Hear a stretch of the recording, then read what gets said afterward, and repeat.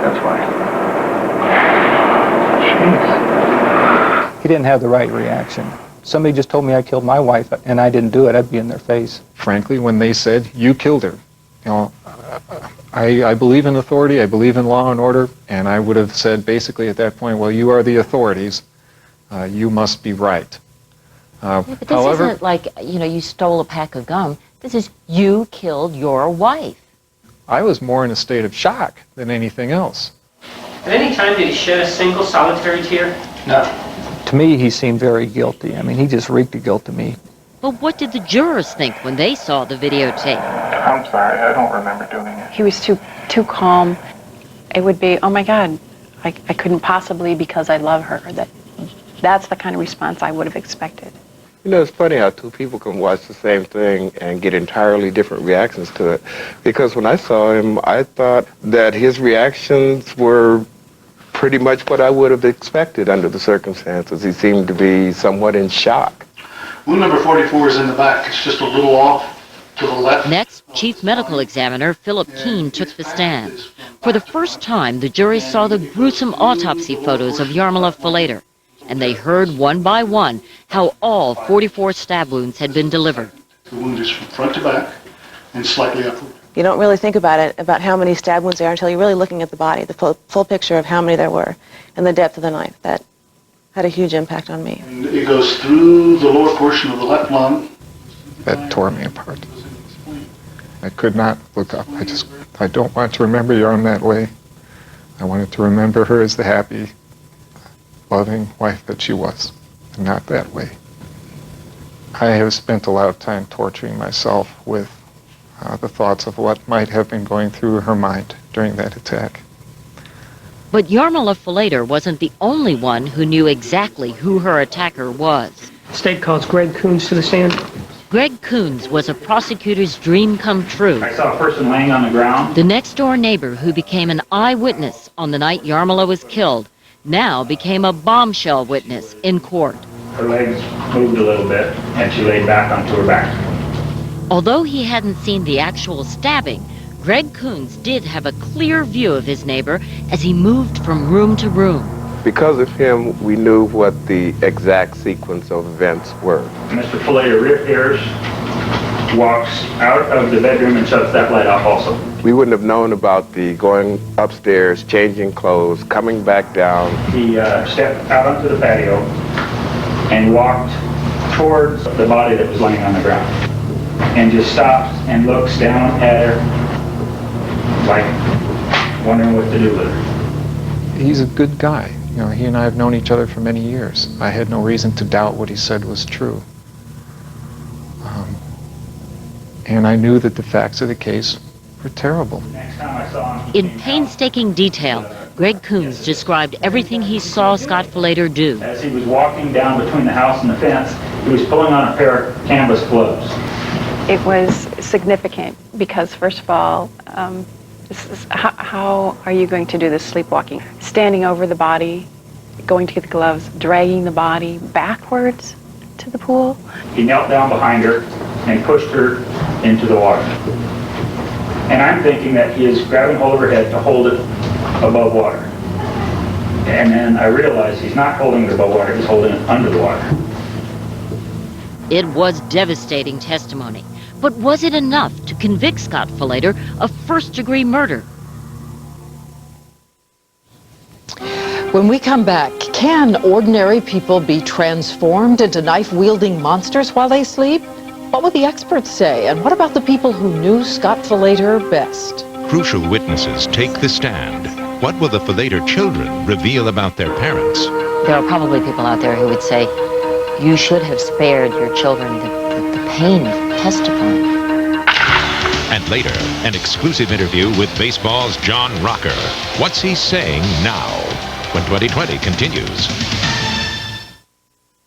We are not happy about this. You go, girl. We weren't happy about baking all day either. But it was ours. Stovetop oven classics. A one-dish oven-baked chicken dinner. Sauce, seasoned stuffing. All you add is chicken. 5 minutes to make. 30 to bake. A Sunday taste. Tuesday effort. Dagnabbit, what's next? Thanksgiving living in a box. Stovetop oven classics. Sunday taste, Tuesday effort. We need a martini. Hosting a major golf tournament takes a lot of preparation, and no one knows that better than Arnold Palmer. Just ask Susan, his manager. With just one call, Office Depot delivers everything she needs to file dozens of registration forms and stacks of publicity folders. Yet even with all the last-minute details, Susan still finds time to take on an even bigger challenge. 18 holes with the boss. Taking care of business. Office Depot. Taking care of business.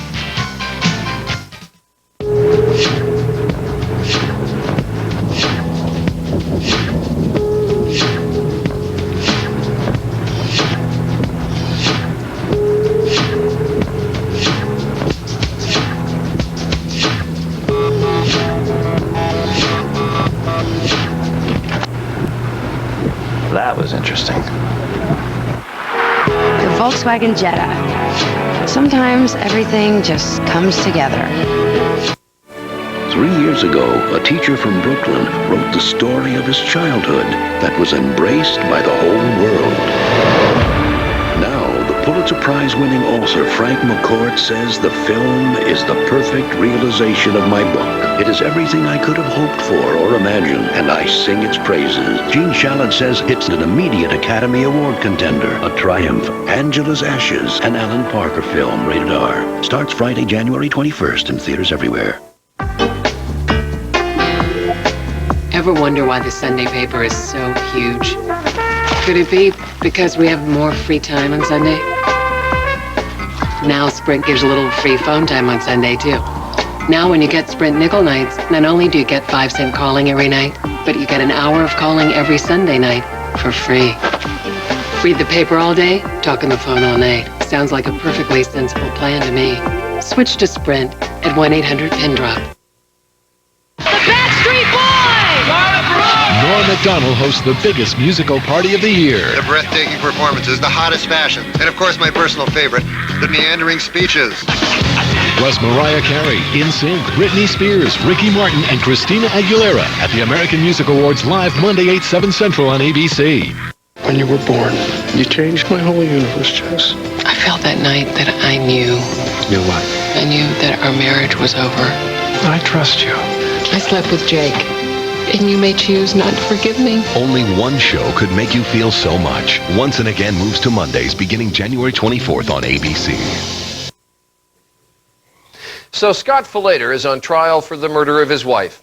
The defense argues there is no motive, no incentive for him to intentionally kill the woman they say he'd been happily married to for more than 20 years. And as Connie Chung picks up the story, witness after witness testifies the Scott Falater they know could not have committed such a brutal crime. Well, the only way I could describe Scott is as every mother's dream of the perfect child. Family and friends describe Scott Falater as a loving father, a man incapable of violence. It was not anything where Scott would raise his voice. He had a happy home life, a perfect job, you know, made good money, had a nice house. Good man, good father. He seemed to be living, like they said, the American dream. And it just seemed possible that he could do something like that. One of the most dramatic moments of the trial was when the Falater children took the stand. Would they stand by their father, knowing he had killed their mother? What was your relationship like with your mother? We were best friends. There are those who probably believe that you should have spared your children the pain of testifying. They're the only other ones in the home all day, every day, who would know what our lives were like. And if they did not testify, to me, that would have spoken volumes about what might have been going on behind our walls of our home. Did you ever really see them disagree about very much? No. And if they did disagree, how would they handle it? I can't really remember them ever disagreeing. But 15-year-old Michael Falater didn't help his father's defense when he said he had never seen the murder weapon before. How was that possible, the prosecutor argued, if it was always kept in a Tupperware container in the car, as the defense contended? Do you ever remember seeing this handle? No. Never seen that handle before? Your son testified that he didn't remember the knife, didn't remember seeing the Tupperware container. That didn't help you. No, it didn't, but he was telling the truth. I told him to tell the truth, whether it hurt me or not. Perhaps the most damaging blow to their father's defense came when the prosecutor got both children to admit they did not know he had ever been a sleepwalker. You never saw your father sleepwalk, correct? Correct. And you never saw, or your mother never told you that he was a sleepwalker, correct? Correct. But the defense was ready with family members who testified they had seen Scott Falater sleepwalk since he was a child. Well, it wasn't a problem. It was kind of amusing, especially since Scott had no idea it was happening. In fact, it was Falater's mother and sister who first suggested the startling theory that Yarmila was killed while her husband was sleepwalking. It started with me thinking and thinking and thinking about why Scott would do this. And I thought, I wonder if he was having a nightmare.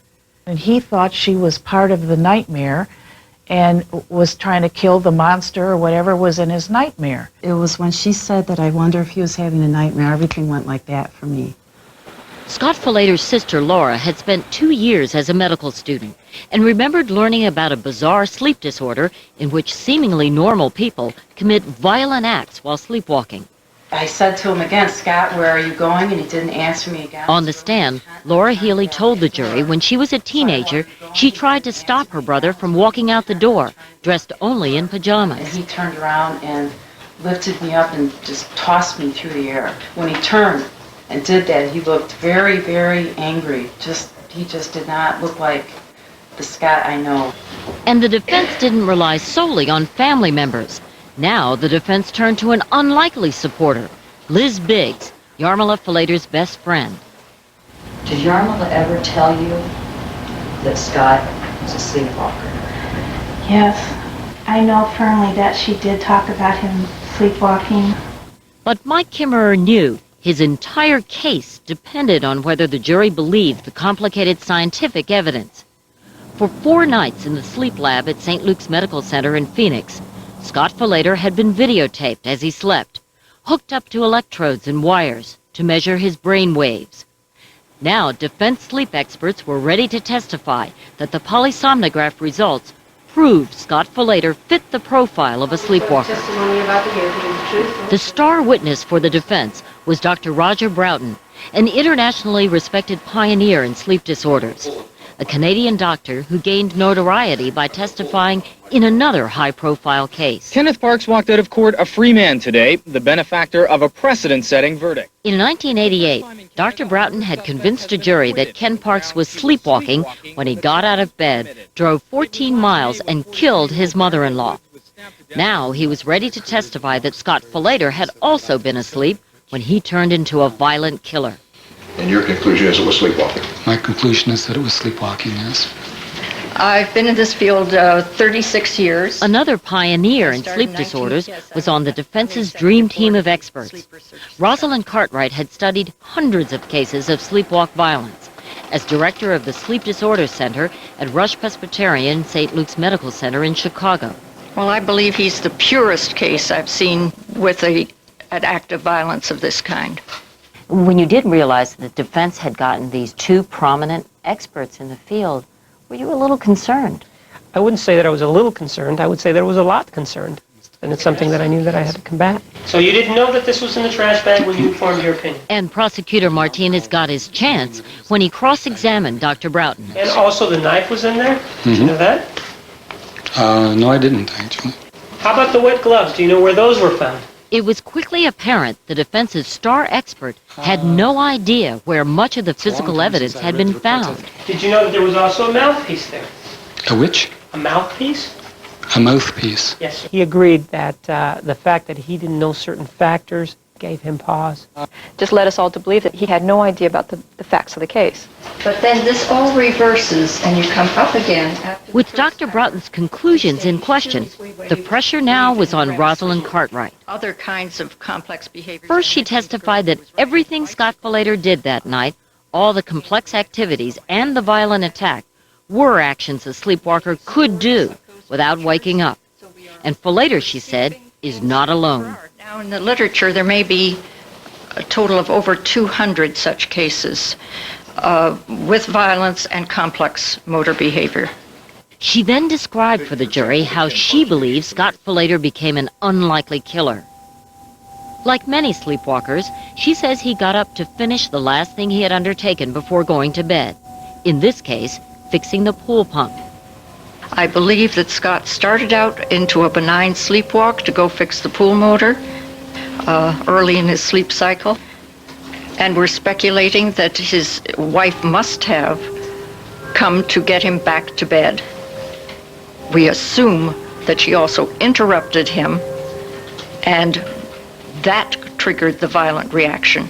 But why would Scott Falater react so violently? This adrenaline response to stress. Sleep deprivation and stress, she told the jury, creates a lethal combination for a sleepwalker. Scott Falater, who got up every morning at 5 a.m. to teach a Bible study class, was about to tell his bosses that a multi-million-dollar project at Motorola should be canceled. He was a prime candidate, she argued, to commit an act of sleepwalk violence. Our next witness will be the defendant, Scott Fillader. The defense had one final witness. In a move that surprised some legal experts, Scott Falater would testify. It was clearly a gamble. There was plenty I had to explain about what happened, what was in my memory. And to be honest, anyone who doesn't testify, who pleads the fifth, the assumption is, oh, the guy's guilty, that's why he doesn't want to get on the stand. You solemnly swear the testimony you're about to give will be the truth, the whole truth, and nothing but... When we come back, will Scott Fillader be able to explain why he had a knife in his hand if he was sleepwalking? And what about that incriminating evidence hidden in his Volvo? Tears flow from the man accused of killing his children's mother. I couldn't do that to them. A dramatic defense. But is the jury buying it? When 2020 continues. The New York Times raves. The hurricane rides to glory on an astonishing performance by Denzel Washington. It is impossible not to be moved. Having seen the truth, he can't turn his back on me. The Hurricane, rated R. Now in select theaters, opens Friday everywhere.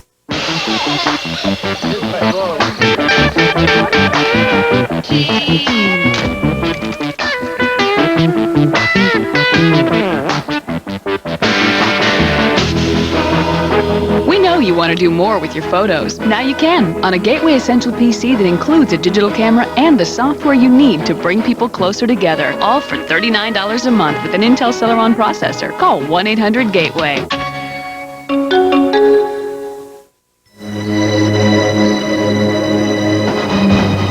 2000 Seville STS. More than just a pretty face. Enhanced with Stabilitrack 2.0, it handles superbly on dry roads, wet roads, and outperforms BMW, Lexus, and Mercedes-Benz. On ice. Seville STS, sleek styling and powerful control.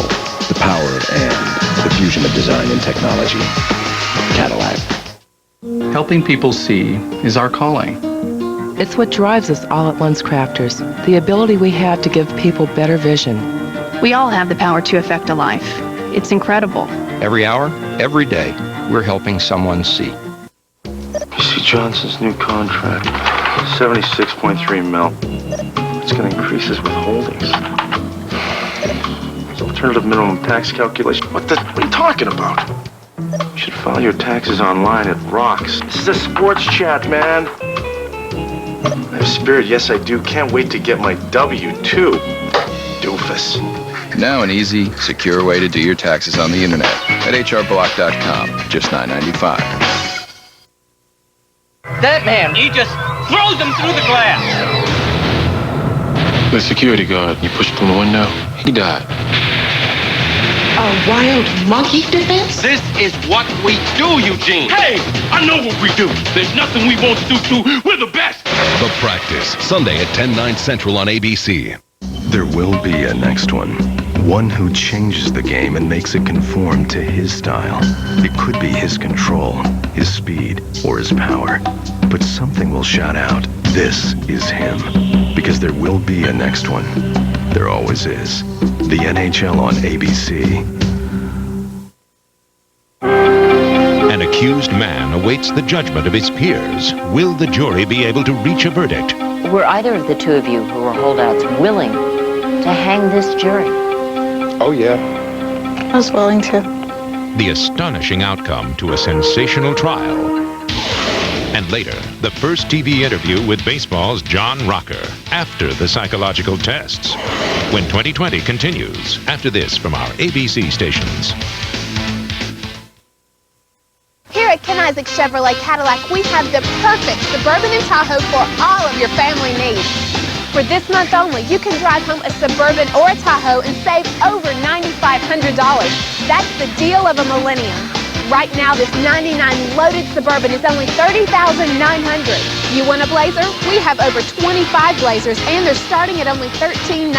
Here at Ken Isaac Chevrolet Cadillac, we're family owned and operated. We believe in treating all our customers like you're part of our family. The Florida orange. It's in the right place at the right time. Well, the orange is raised outside in the open air. It's warmed by the Florida sun and cooled by the frequent showers. A perfect balance. I love talking about this. There are no earthquakes to shake it loose before it's ripe. It's protected by its friend and ally, the alligator.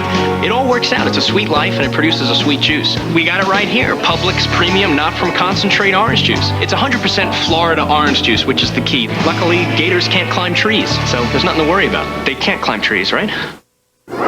News Channel 27, working for you. I was really scared. Meet 25-year-old Michelle Cushing, and it's easy to see how devastating a stroke can be for a young woman. News you need to know. For women, it's actually quite a serious problem. I just all of a sudden had the worst headache of my life. Looking out for you. For more information about women and strokes, log on to our website at WTXL.com. News Channel 27, where news is first. Hold on to your funny bone and watch Mimi Kennedy, Nancy Cartwright, and Coolio on the next Hollywood Squares. He shoots, he scores. Take it from me, that's funny. Thursday at 7:30 on News Channel 27. You're watching ABC News Channel 27.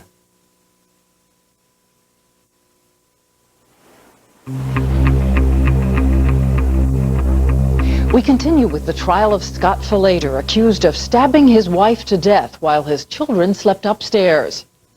As you know, his defense is that he was sleepwalking, and his lawyers are about to take an enormous risk and put the accused murderer on the witness stand. Here again is Connie Chung. In front of a packed courtroom, Scott Falater had a chance to tell the jury what he remembered about the night that forever changed his family. The first clear visual memory that I have is standing at the base of the stairs and seeing the police officer through the patio door in the backyard. I saw Scott Fillader as a very credible witness telling an incredible story. He just kept yelling, get down, and I laid down on the floor with... He looked to me like the poster child for mild mannered.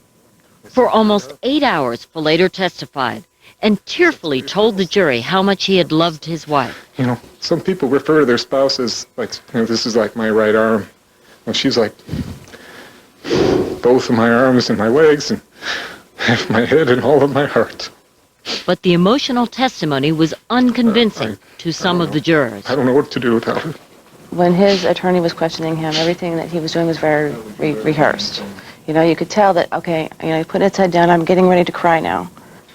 I love my kids as much as her, and to take her away from them.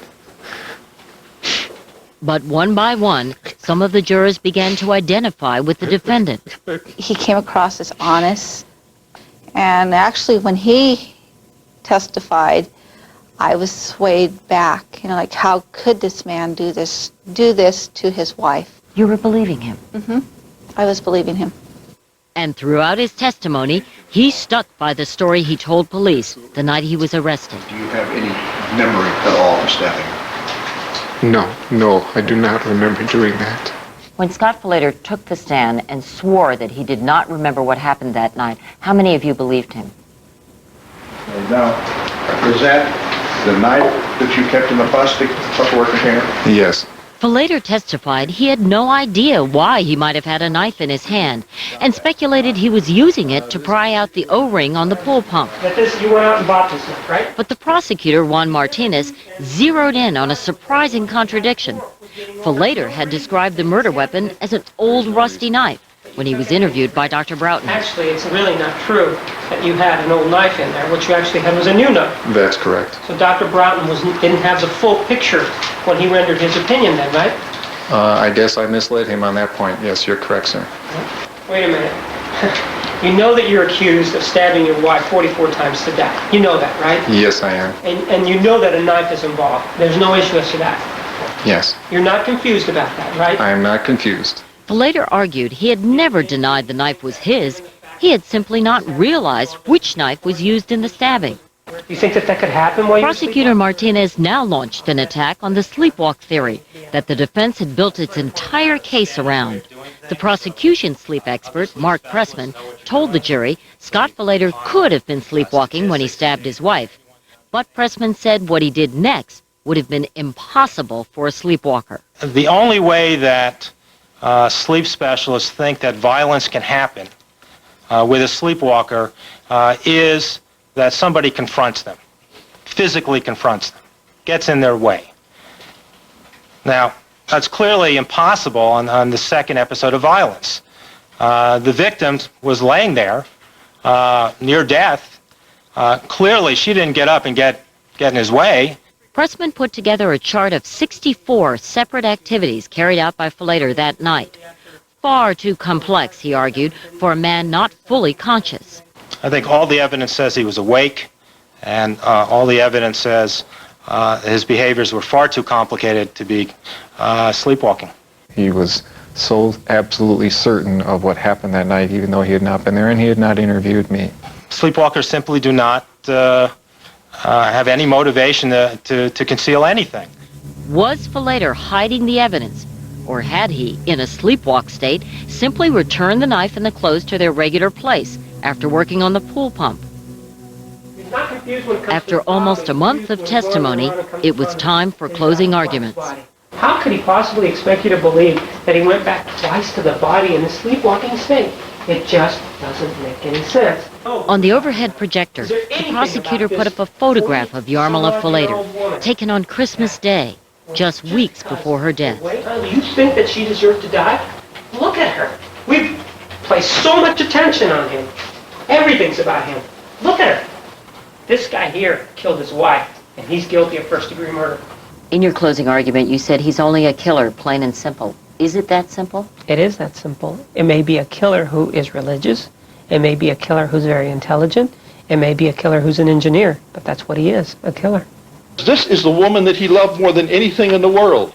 These were his kids. This was his life. It was totally shattered. I think the most depressing feeling I had in the entire trial when standing before that jury and feeling nothing but a cold stone wall. We go through this case clear up until 9:30 of the night of the incident with absolutely no motive at all. I could feel their resistance and their antagonism towards the defense. I could just sense it. But had the jury made up its mind? When you first walked into the jury room, did you take a vote? Yes. Yes. It was 8-4. 8-4, guilty. Mm-hmm. Right. The major issue was he or was he not sleepwalking, which was the decision we were making. If he was not sleepwalking, he was then guilty. If he was sleepwalking, he was not guilty. For the first time, jurors had a chance to examine the evidence police found at the crime scene. The bloody clothes and gloves, the Tupperware container, and the hunting knife used to kill Yarmila Falater. This is a hunting knife. It's used for skinning and gutting animals and bleeding them. It's not used for any other purpose except for killing. The jury was divided. Had the murder weapon been bought for the sole purpose of killing Yarmila Falater? Or had it been stored in that Tupperware container for 2 years, as the defense argued, along with camping gear and old work clothes? The Tupperware container supposedly had been bought more than 2 years ago. That Tupperware container looked almost brand new. Mm-hmm. You put it in the back of a car in Arizona that, the temperatures in that car are going to get up to 150 degrees. That thing's going to start getting warped. The lid's not going to fit real well. We saw none of that on this Tupperware container. The Band-Aid on his hand. That was a big thing. Yeah. Because this man, in a sleep state, totally unaware of what he was doing, knew that he had a cut, knew that it was bad enough to need a Band-Aid, and he was able to put a Band-Aid on it. That made no sense. And then there was the mouthpiece, the strange item found among the bloody clothes that the prosecutor argued proved Falater had planned to attack his wife and taken precautions to protect his teeth. If I had seen something like that laying on my workbench or something, I probably would have just popped it in my mouth, just, what the heck, and then I don't know. I really have no clue about that thing. Any sane person is going to pick up a mouthpiece that's all dusty and throw it in their mouth? I don't think so. Off the garage floor. Can you understand how people would find that strange? I don't have a good explanation for that. Did you put the mouthpiece in your mouth to protect yourself while you were killing your wife? Absolutely not, no. The jury took another vote. This time, it was 10-2. Guilty.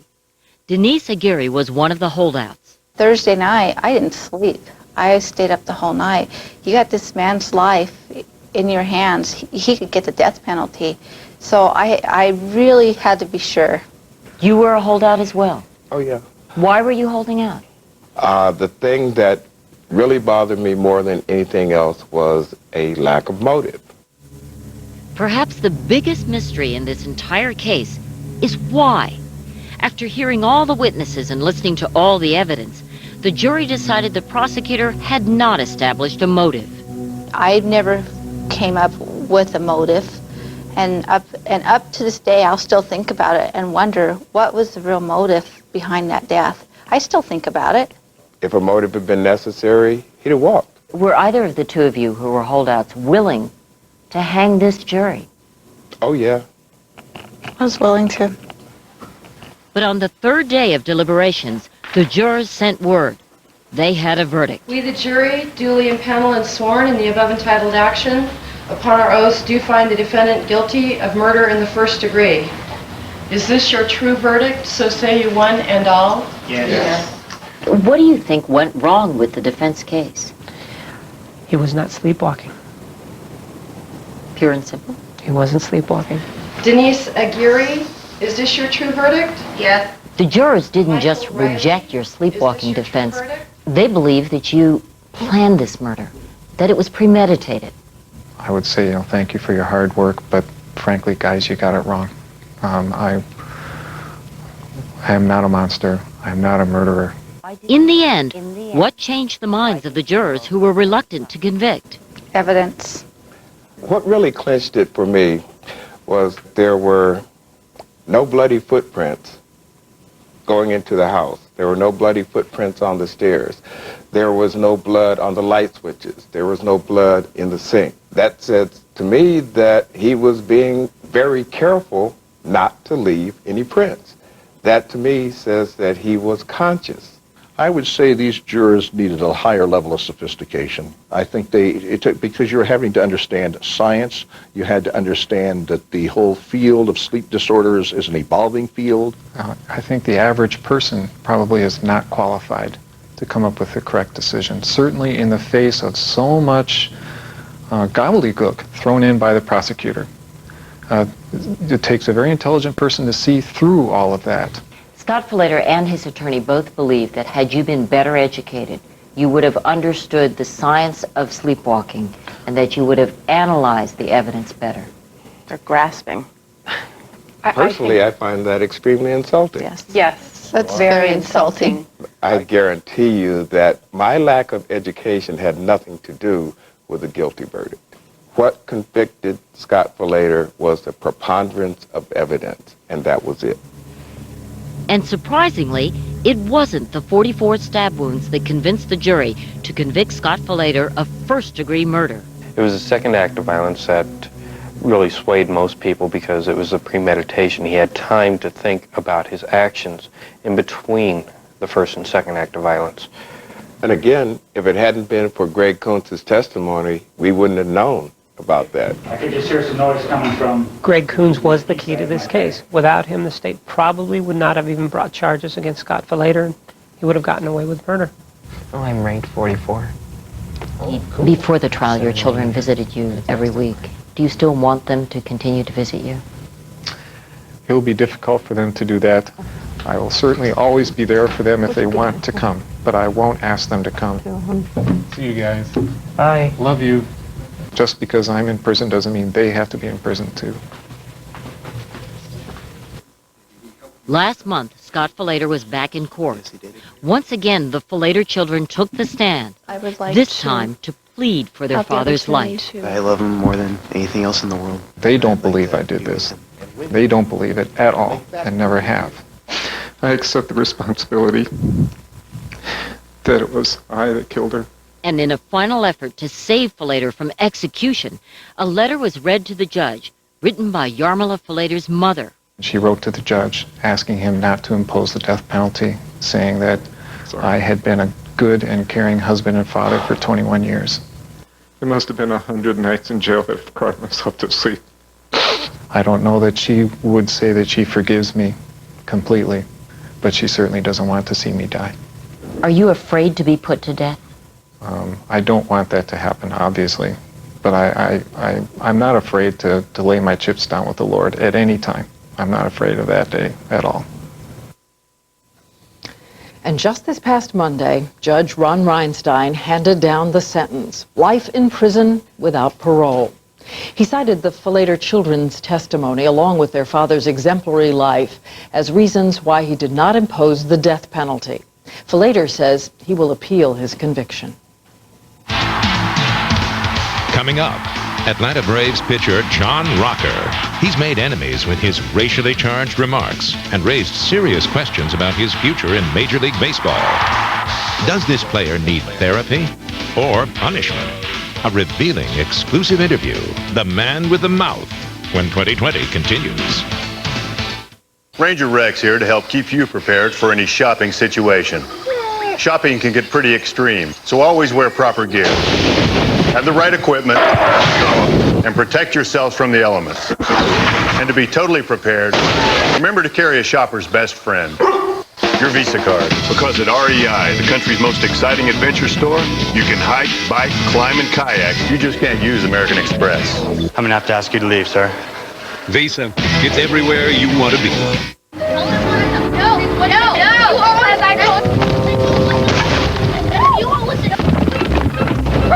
Now there's a Chevy Venture with flip and fold seats and a built-in entertainment system. I knew I should have taken a left turn at Albuquerque. Fun things are bound to happen when Chevy and Warner Brothers get together. Introducing the new Warner Brothers edition from Chevy Venture, the most versatile minivan ever. One quick call can help you learn more. Let's go!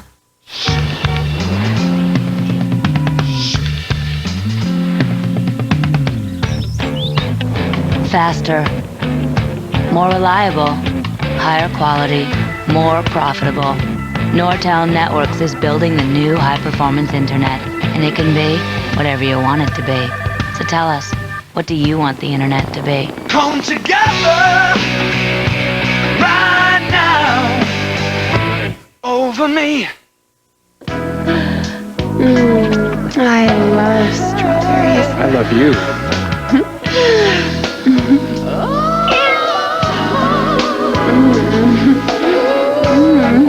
Mozzarella, luscious toppings, a fresh baked crust? You invited a pizza delivery guy here? What kind of girl do you think I am? But it's not delivery, it's DiGiorno. For fresh baked pizza at home, it's not delivery, it's DiGiorno. I'll call you. ABC News 2020, now in its 21st year. Winner of over 350 prestigious awards for excellence in broadcast journalism. After almost 20 years apart, Mary, Rhoda. television's best friends are back together again. Can't wait to see our daughters together. Think they were always like this? I'm guessing yes. Mary Tyler Moore and Valerie Harper, an ABC original. Mary and Rhoda, coming in February to ABC. The first champion of the 21st century, Bobby Bowden and the Florida State Seminoles. What a championship game it was. Hello, I'm Sean Woodland, and you can relive it all over again. Saturday, ABC News Channel 27 brings you an encore presentation of the national championship matchup between the Florida State Seminoles and the Virginia Tech Hokies. See all the nail-biting action from start to finish. The Nokia Sugar Bowl replay, Saturday at 3:30 on ABC News Channel 27. Don't miss it. Deciding to put someone you love in a nursing home can be a painful experience. Selecting the best facility requires research and understanding. And despite your best efforts, preventing abuse or neglect is not always possible. At the law firm of Wilkes & McHugh, we protect the rights of nursing home residents. If you or someone you love has been a victim of abuse or neglect, call us at 850-681-9550.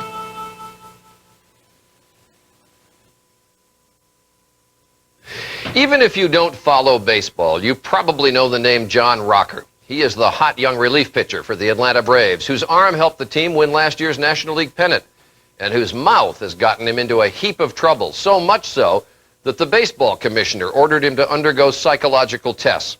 Well, earlier today, John Rocker gave his first television interview since the controversy erupted to our colleagues at ESPN. And as our Bill Ritter reports, Rocker still has a lot to say. Meet 25-year-old John Rocker. Rocker, just a bundle of energy out there. Look at him. He can hardly contain himself. And as you're about to see, that's also true off the field. John Rocker can throw a baseball 95 miles an hour with remarkable accuracy. The 0-2 pitch. Swing and a miss. He struck him out with a high hard one. It's when he talks that he seems to miss the mark. I would venture to say the majority of the Mets fans aren't even humans. They're some form of a Neanderthal. When Rocker blasted Mets fans during last fall's playoffs, most people just shrugged it off. After all, New Yorkers can dish it out as well as they can take it. But then came a Sports Illustrated interview, and it was clear it's not just New Yorkers Rocker can't stand, it's anybody who's different than he is. For example, here's Rocker's perspective on taking the subway to the Met Stadium. Imagine having to take the 7 train to the ballpark, looking like you're riding through Beirut next to some kid with purple hair, next to some queer with AIDS, right next to some dude who just got out of jail for the 4th time, right next to some 20-year-old mom with 4 kids. It's depressing.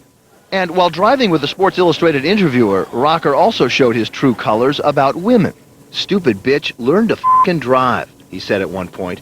Then later, "Look at this idiot. I guarantee you she's a Japanese woman. How bad are Asian women at driving?"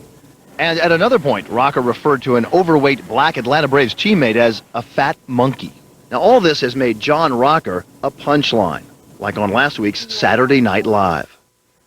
You know, I don't like the guy, but he's definitely been on the 7 train. But others worry that Rocker's become a flashpoint for the racial tension that simmers in America by expressing the views silently held by far more people than most would like to admit. What John Rocker said is nothing that a lot of people don't think. He just happened to speak out on it, and he just happened to be stupider than most people and spoke out on it. Tonight on ESPN, in his first televised interview, John Rocker responded to all this controversy. He spoke with SportsCenter's Peter Gammons. If you had read this story and it had been about somebody else, and you read some of the comments, you know, like taking the 7 train, looking like you're going through Beirut with some kid with purple hair, look at the AIDS right next to you, 20-year-old mom with 4 kids, what would you have thought about that person? I would think I was, was a complete jerk. Like, who the heck does this guy think he is? And it's not going to justify my comments by any means because, I'll reiterate again and apologize one more time to anybody I've offended. It certainly was not my intent. Now, you know a lot of the names you've already been called, right? You've been called a racist, you've been called a redneck, a Timothy McVeigh, a bigot. The redneck I won't deny. I won't deny that. Well, are you a racist? Absolutely not. I mean, if I was a racist, would I want a black guy living in my house, and would I invite him to come to my house? Did that 3 times over. I was talking to some people last night. You hit 1 home run in the big leagues, it doesn't make you a home run hitter, obviously. And you make one offhanded comment like this without thinking, you just blurt it out, and in front of a reporter you blurt it out, you can't get it back. To make one comment like this doesn't make you a racist. The one thing that has bothered people most about this story was one thing that jumped out, and that was the reference to a teammate as a fat monkey. Can you explain that? This guy wasn't even a black guy. He was a Latin player who I actually consider to be a good friend of mine, and in the past have made that comment to him right to his face, and then he'll, fire back at me with, this kind of name, that kind of name, and we'll laugh about it and, go about doing whatever we're going to do. It's nothing more than, I let a reporter into to a little aspect of locker room humor, and he took it literally. Do you worry at all about people harassing you in New York City? It's always been bad where they're going to tell me, "Hey, Rocker, you really suck." I mean, it can't get much worse. It can't get any worse. I mean, are 2 people going to spit in my face now?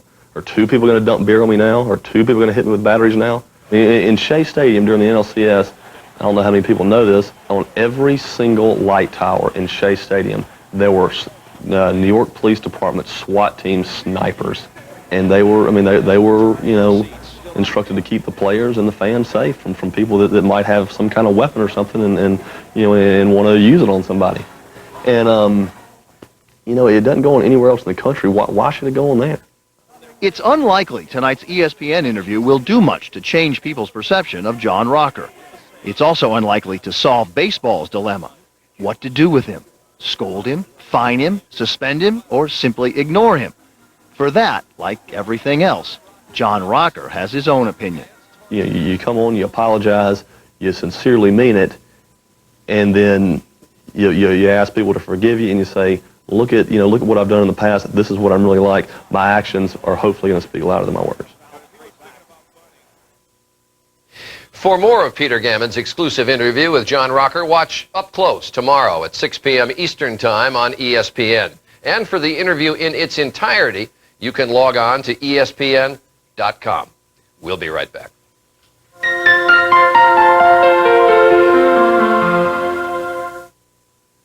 Coming up on News Channel 27 at 11.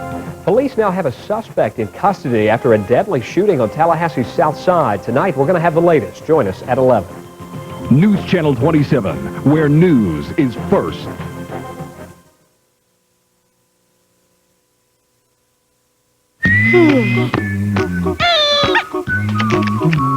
Looking for a great deal on a rental car? Don't worry. Then click happy at alamo.com. Drive happy. It's the easy way to comparison shop and book your own car. Do you need a new car? Do you need to see the ocean? Is watching a sunset absolutely necessary? Introducing the all-new, redesigned Avalon, the most spacious, most luxurious sedan we've ever created. Do you need a new car?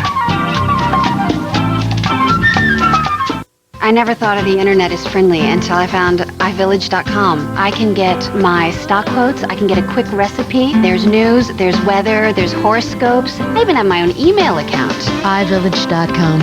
Solutions for your life.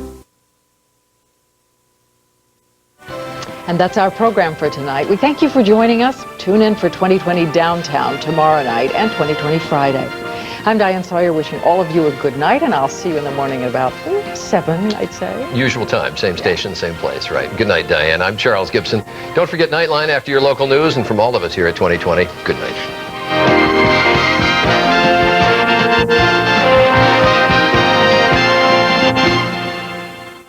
This has been a presentation of ABC News. More Americans get their news from ABC News than from any other source.